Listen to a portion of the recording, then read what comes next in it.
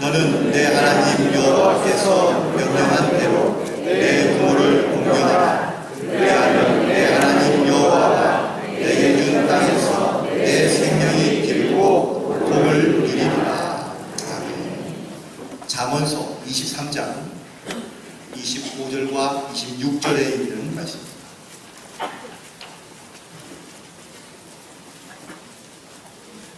구약성경 937페이지에 있습니다. 25절, 26절 같이 함께 한 목소리로 합독합니다. 내 부모를 즐겁게 하며 너나 어머니를 기쁘게 하라. 내 아들아, 내 마음을 내게 주며 내 눈으로 내 길을 즐거워할지어다. 아멘. 오늘도 주님 안에서 승리하는 복된 하루가 되시기를 간절히 축원드립니다. 어느 서커스단을 운영하는 단장이 있었습니다. 시골에서 서커스를 공연하고 난 다음에 저녁에 동네에 있는 조그만 바 술집을 가게 된 것이죠. 근데 그 술집에서 놀라운 광경을 보게 된 겁니다. 그 주인이요, 그 솥단지 같은 뚜껑을 딱 뒤집어 놓고 난 다음에 거기에 오리를 한 마리 올려놨는데 놀랍게도 이 오리가 음악에 맞춰서 춤을 추는 겁니다. 이게 얼마나 신기한지 이 서커스 단장이요, 그걸 보고 이 춤추는 오리에게 반해서 자꾸 주인에게 그 오리를 팔라고 요청합니다. 근데 주인은요, 팔지 않겠다고 얘기합니다. 한 번 가고 또 두 번 가고 그리고 세 번을 열심히 찾아가서 결국은 그 춤추는 오리를 이 서커스 단장이 그 거금을 주고 10,000,000원이라는 돈을 주고 사게 된 거죠.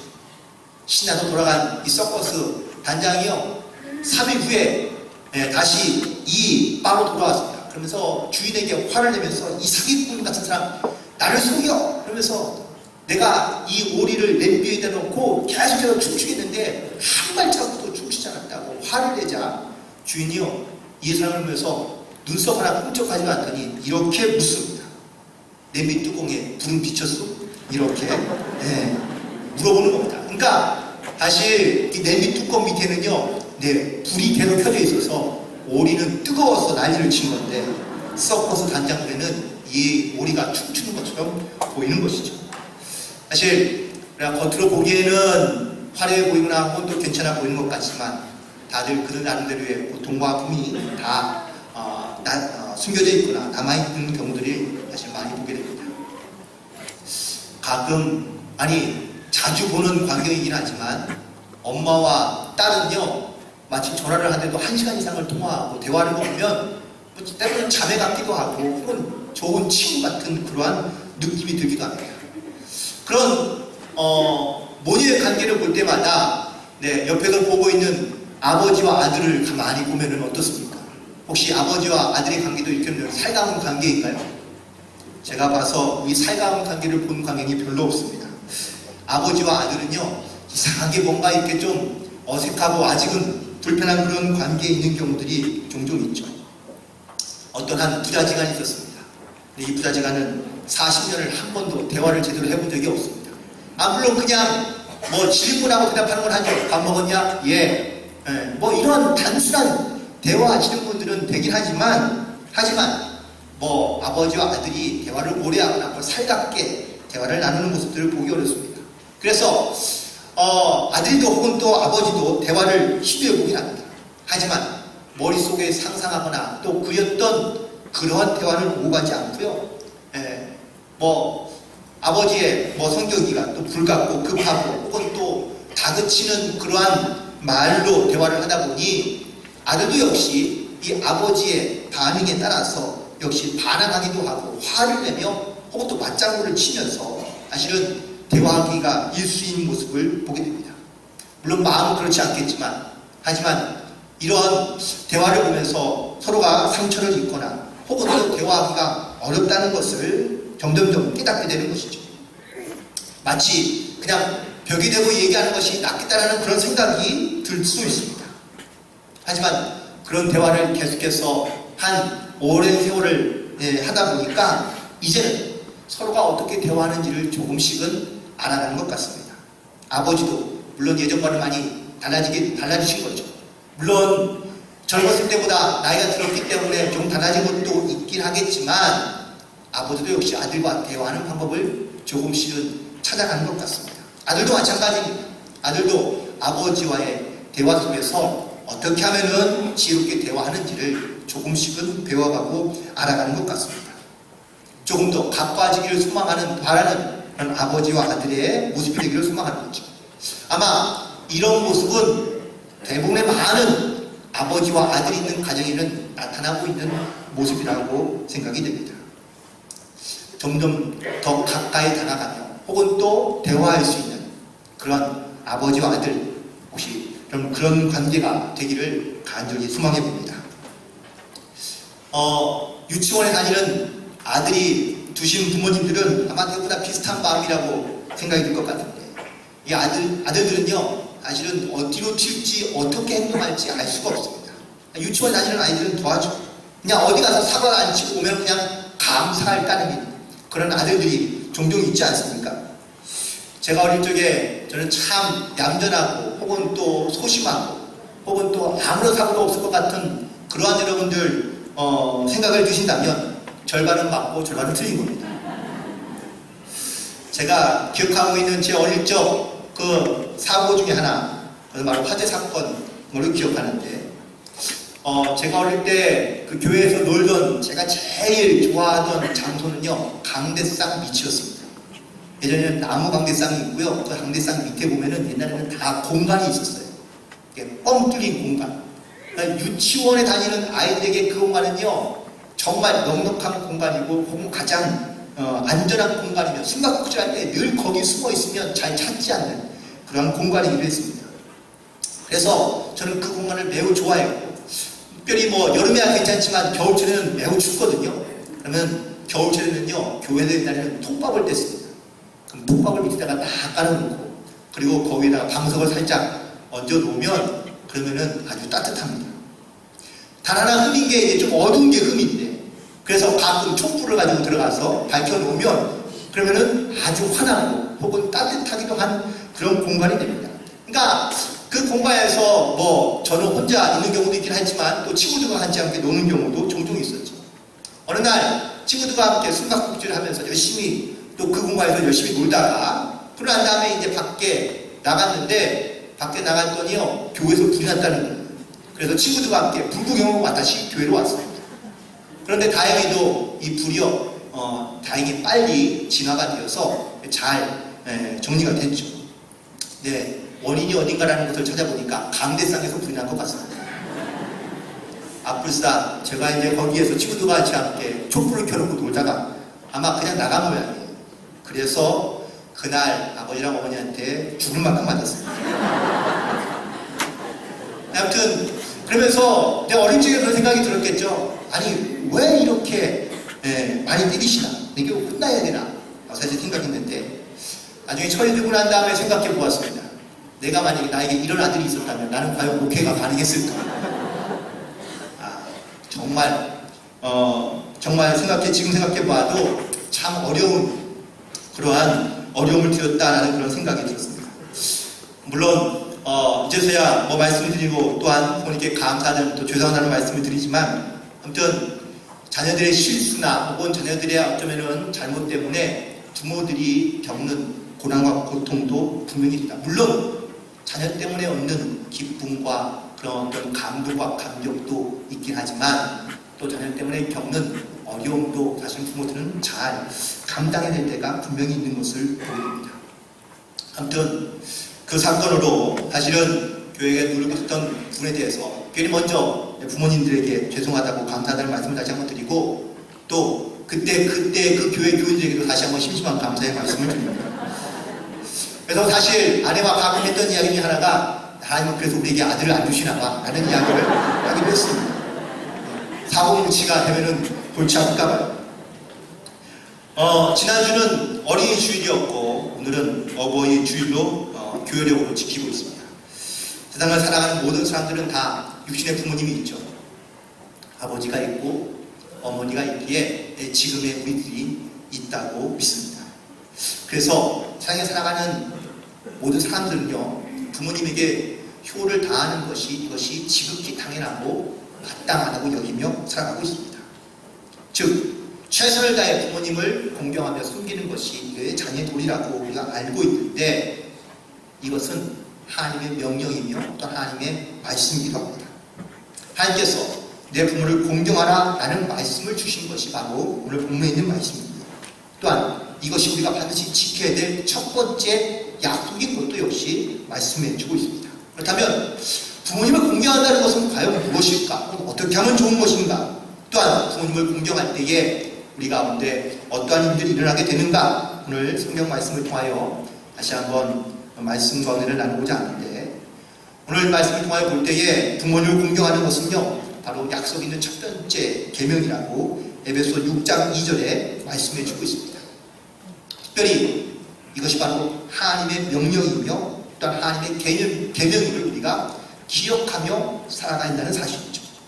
출애굽기 20장 12절이나 오늘 본문에 읽은 신명기 5장 16절에 있는 말씀대로 본다면 내 부모를 공경하라. 그리하면 여호와 하나님이 내게 준 땅에서 내 생명이 길고 복을 누리리라고 말씀해주고 있습니다.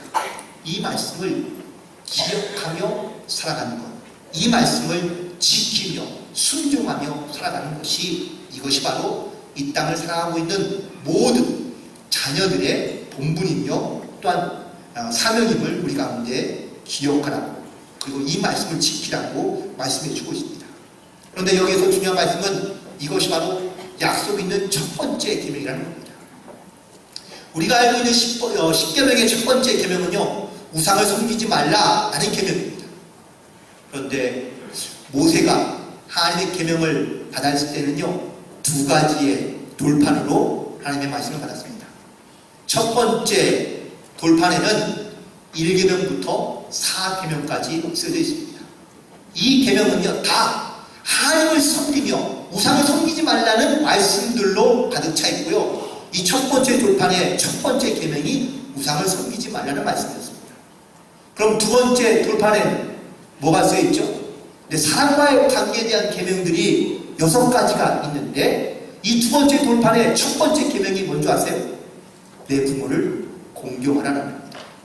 그래서 이 두 번째 돌판의 첫 번째 있는 이 약속의 말씀, 이 첫 번째 계명이 바로 내 부모를 공경하라는 말씀으로 기록되어져 있기에 사도 바울은 약속에 있는 첫 번째 계명이라고 말하고 있는 것이죠. 그렇다면 부모님을 공경한다는 것은 과연 어떻게 하는 것인지 오늘 특별히 잠언서 23장에 있는 말씀을 가지고 함께 은혜를 나누고자 하는데 첫 번째는 내 부모를 즐겁게 하며 기쁘게 하라는 것이 바로 부모를 공경하는 방법이라고 말씀해 주고 있습니다. 어떻게 하면 부모님을 기쁘게 하며 즐겁게 할 수 있을까? 물론 다양한 방법과 노력들이 있게 하겠지만 가장 중요한 건 우리가 어떻게 하면 부모님이 기쁘게 할 수 있을지를 생각하며 살아가는 것이 중요한데 어버이날이 지난 지 얼마 안 되셨죠? 혹시 여러분들 어버이날에 선물하셨습니까? 아니면 선물 받으셨죠? 네, 뭘 받으셨습니까? 뭐가 제일 좋던가요? 뭐니 해도 뭐니가 최고죠? 그런데 좀 생각해 보세요. 자녀들이 와서 물론 이렇게 선물도 주고 봉투를 주면은 너무나 기쁘고 즐겁죠. 그런데 자녀들이 아무도 오지 않고 돈만 보내도 여러분들 좋으시겠습니까? 그렇진 않은 것 같아요. 어쩌다 한 번은 괜찮아요. 왜 바쁘니까 분주하니까 힘드니까 어쩌다 한 번은 그럴 수 있겠지만 매번 자녀들은 오지 않고 그냥 돈만 보낸다면 좋아할, 기뻐할 부모가 과연 얼마나 있을까요? 돈보다 자녀들이 함께 와서 함께 시간을 보내며 식사도 나누고 그리고 그런 어떤 가족 같은 그런 따뜻함을 느낄 수 있을 때 그것이 기쁘고 그것이 즐거운 것이지 사실 물질이 오가고 선물이 오가는 것은 그 다음이라는 이야기입니다. 물론 부모님과 함께 식구들이 함께 식사를 하면 물론 여러 가지 많은 비용이 많이 들겠죠. 하지만 식구들이 모여서 함께 감사하는 마음을 나누고 또한 사랑하는 그러한 모습들을 보는 것이 이것이 바로 진짜 부모님들의 기쁨이며 즐거움이지 않을까요? 가끔은 이런 경우도 있습니다. 식사까지는 잘 하고 마쳤는데 봉투는 하나만 준비해서 한 분에게만 드리는 거예요. 그러면 집에 가서 두 분이 싸웁니다. 그러니까 봉투를 준비하면요, 제발 나눠주세요. 똑같이 공평하게. 그러면은 두 분 다 섭섭하지 않을 것 같습니다. 사실 부모님을 기쁘게 한다는 것이 어렵다고 생각하면 어렵지만, 하지만 부모님께 이렇게 서로의 마음과 진심을 전할 수 있을 때 사실 그것이 가장 기쁘고 행복한 일이 아닐까요? 그래서 오늘 말씀 가운데 26절에 보니까 내 아들아 내 마음을 내게 주라고 말씀해주고 있습니다. 즉 마음을 드리며 마음을 다하는 것이, 그것이 바로 부모님을 기쁘게 하는, 부모님을 섬기는 방법이라는 것을 말씀해주고 있습니다. 전심으로, 진심으로 부모님한테 마음을 전달하는 것이 매우 중요합니다. 누굴 만나든지 간에 내가 심지어 모르는 사람에게도요, 내가 얼마나 진심을 다하며 전심으로 하고 있는지는 한 번 보면 다 압니다. 그런데 아무리 가까운 관계, 심지어 가족 같은 관계이지만 그 가까운 사이라도요, 마음으로, 전심으로, 진심으로 하지 않고 건성으로 혹은 또 그냥 대충 한다면 그것은 별로 이렇게 좋은 마음은 들지 않습니다. 때문에 그것이 상처가 되기도 하고 혹은 또 아픔이 되기도 합니다. 그래서 누군가를 기쁘게 하며 즐겁게 하는 가장 좋은 방법은 바로 마음으로 다하는 겁니다. 진심으로 대하고 최선을 다해서 대할 때에 그 관계가 건강한 관계가 되고 또한 축복받는 관계가 될 수 있다는 사실이죠. 사무엘상 15장에 보면은 사울 왕과 그리고 사무엘이 선지자가 등장합니다. 특별히 사울이 아말렉과 전쟁을 할 때 그때 하나님께서 그들 가운데 전쟁에 승리케 하시겠다고 약속해 주십니다.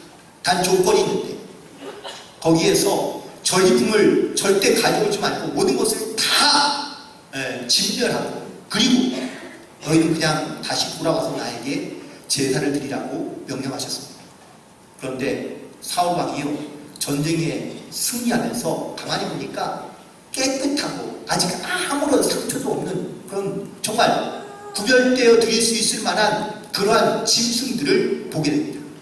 그래서 사울은 하나님 앞에 제사를 드릴 마음으로 그 짐승들을 가져옵니다. 그런데 사무엘 선지자가 이 모습을 보고요, 이 사울 왕을 책망합니다. 하나님이 제사를 기뻐하는 것이 아니라 당신의 순종을 원하고 있다고 이 사무엘 선지자가 사울 왕을 책망합니다.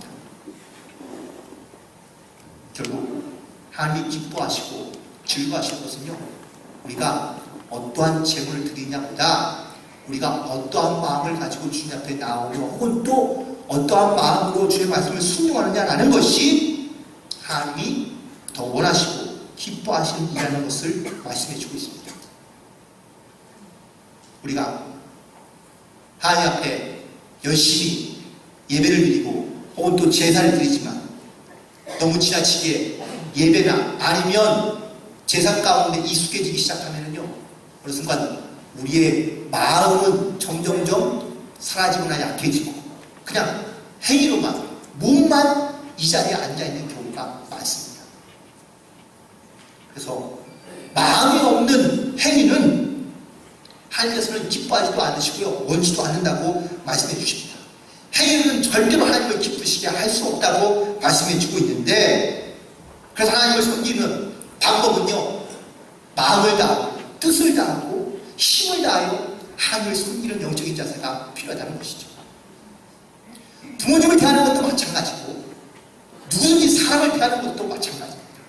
사람을 대할 때 전심으로 진심으로 대하면요, 그 관계가 매우 달라지게 되는 것을 볼 수 있습니다. 여러분들 혹시 매우 중요한 사람과 VIP와 여러분들 약속을 잡았다고 가정해 보시기 바랍니다. 그 사람을 만날 때 어떤 마음으로 만나시겠습니까? 최선을 다해서 나도 역시 내 마음과 혹은 또 내 모습을 전달하게 하고 그리고 그 VIP를 만나지 않을까요? 왜냐면 그 사람을 만나면서 내 가치도 함께 높아지는 것을 느끼기 때문에 그렇습니다. 사람이 어디 가서 이렇게 중요한 사람으로 대접을 받는다면 그것을 싫어할 사람은 아무도 없습니다. 얼마 전에 어떤 분을 만났는데 이분이 어디 가서 건강검진을 받았는데요. 자기가 살아오면서 그렇게 극진한 대접을 받아본 적이 없다는 거예요. 너무 자기가 건강검진을 받는데 근데 너무 이렇게 막 VIP 같은 그런 대접을 받아서 너무 좋았다고 말씀하시더라고요. 제가 어디냐고 물었습니다. 저도 한번 가보려고. 누군가가 저는 나도 모르는 사람이 나에게 진심으로 전심으로 대해준다면 사람은요 그걸로 참 마음이 기쁘고 따뜻해지며 감동을 느끼기도 합니다. 하물며 부모님, 영적으로 우리가 하나님을 섬기는 우리의 믿음과 신앙의 자세, 삶의 자세는 어떻습니까? 마음을 다하여 전심으로 진심으로 섬기고 있습니다. 이 진심과 전심이 전해지면은 모든 관계가 회복이 되거나 아니면 달라질 수밖에 없다는 사실입니다. 그렇다면 이렇게 부모님을 기쁘고 즐겁게 하며 진심과 전심으로 섬기게 될 때에 우리에게 주시는 하나님의 축복은요 바로 첫 번째는 장수의 축복입니다. 내 생명이 길리라.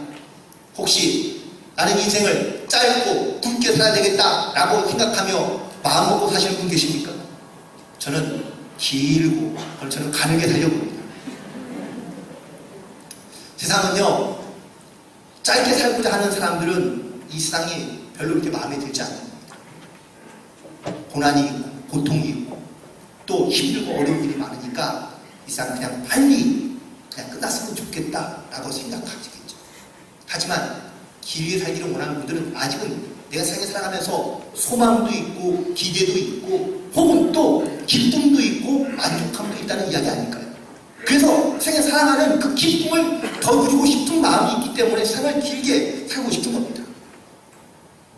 그렇다면 우리 세상에 살아갈 때에 장수할 수 있는 이 축복을 누릴 수 있는 것은요 바로 말씀 가운데 보니까 부모를 잘 공부해가면 이 땅 가운데 장수하게 해주겠다고 말씀해주고 있습니다.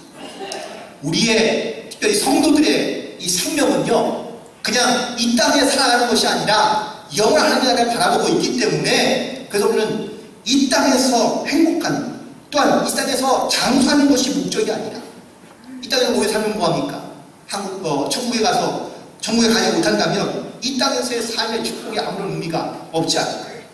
이 땅에서도 길고 잘 살면서 하나님 영원한 나라에 들어가서 우리는 영원한 생명을 누리며 살아가는 이것이 바로 우리의 영적인 소망이며 바람인 줄로 믿습니다. 그래서 우리의 생명은 결코 짧거나 혹은 제한적인 삶을 살아가는 것이 아니라 길고 영원한 삶을 살아가는 영적인 삶을 누리며 살아가야 될 줄로 믿습니다. 그리고 두 번째 받는 축복은 바로 형통의 축복입니다. 내가 잘 되고 복을 받으리라. 혹시 잘 사는 거 싫어하는 분 계세요? 누구나 다 잘 되기를 원하시고 형통하기를 원하시는 줄로 믿습니다. 그런데 혹시 잘 되는 비결과 비법을 좀 알고 계신가요? 그럼 비법을 좀 알고 있는 사람에게 비법을 배우면 좋을 것 같은데 놀랍게도 성경에서는요 잘 되는 비결을 이렇게 말씀합니다. 내 부모를 공경하라. 그럼 내가 잘 되고 복을 누리리라. 너무 단순한 진리에 여러분들 답변에 당황하셨습니까? 원래 가만히 보면은 진리와 해법은요 이렇게 복잡한 게 아니고 매우 단순한 데에 있는 경우가 많습니다. 세상에 형통하는 방법, 잘 되는 방법, 부모님을 잘 공경하면 잘 된다고요? 그래서 제가 말씀을 묵상해 보았습니다. 정말 잘 됩니까? 그랬더니 오늘 주변에 한번 돌이켜보세요.